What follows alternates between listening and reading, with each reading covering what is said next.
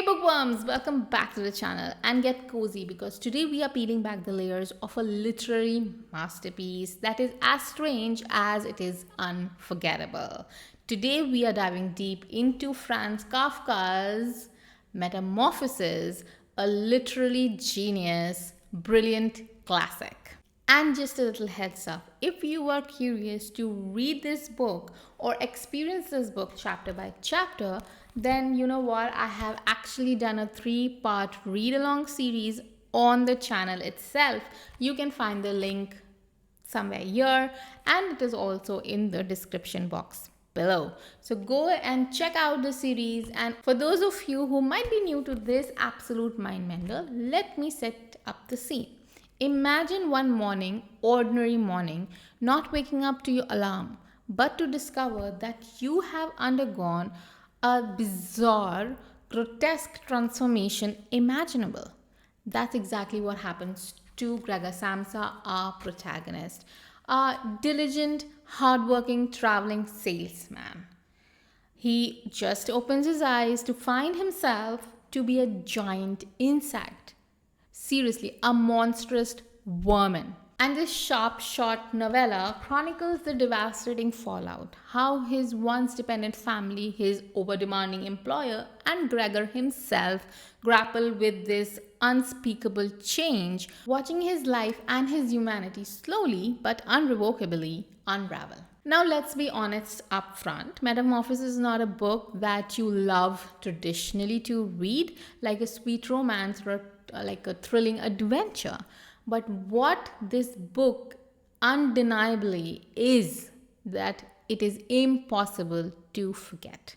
Kafka's writing is deceptively simple and stark even. Yet every sentence is loaded with layers of meaning and interpretation. Okay, I personally found the pacing a little uneven at times. You feel stuck in that claustrophobic, small, tiny room of Gregor's himself. And you know what? I think this unevenness, this flow of inertia was intentional. It was there to make you uneasy, to make you squirm a little, to question everything. This book is not a comfort read. It leaves you with a lot of questions. All right, let's talk about why this book is still being dissected in literature classes decades later. First, it's full of symbolism, right? For instance, the very transformation of Gregor's body into an insect is the glaring, unforgettable symbol in itself. It's not just a bizarre plot device, it is a representation of this complete and utter alienation from his family who are not ready to look at him, from his company where he's not able to perform, and from the society itself. And do not miss the vivid description of the apple stuck in his back, a wound inflicted by his own father, as a symbol of guilt, a judgment, or some sort of punishment for something that was not in his control itself. The next one is a metaphor. Beyond being a symbol, the metamorphosis serves as a haunting metaphor for dehumanizing effect of modern capitalist life. The moment Gregor is not able to provide financially, his humanity starts to strip away piece by painful piece. The way his family treats him, their disgust, their gradual neglect, chillingly mirrors how society can value individuals solely on their productivity. He is physically alive, yes, but for everyone else, he is already dead.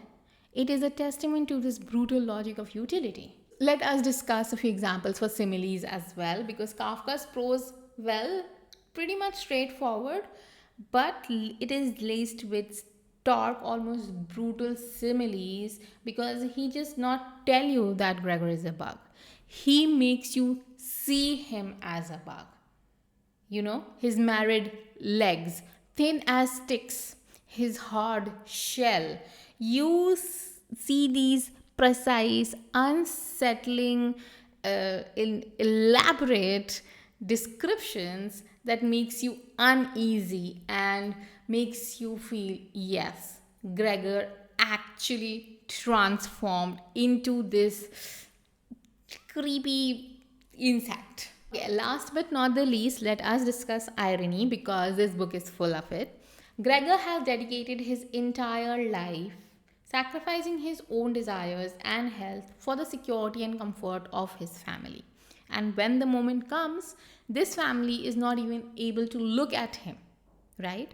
The most gut wrenching irony plays out when his sister, the one who was most caring and compassionate at the start, becomes the person to deliver the last brutal, devastating judgment, labeling him as a monster and a thing that needs to be removed. So, yes, reading Metamorphosis is undeniably an uncomfortable experience.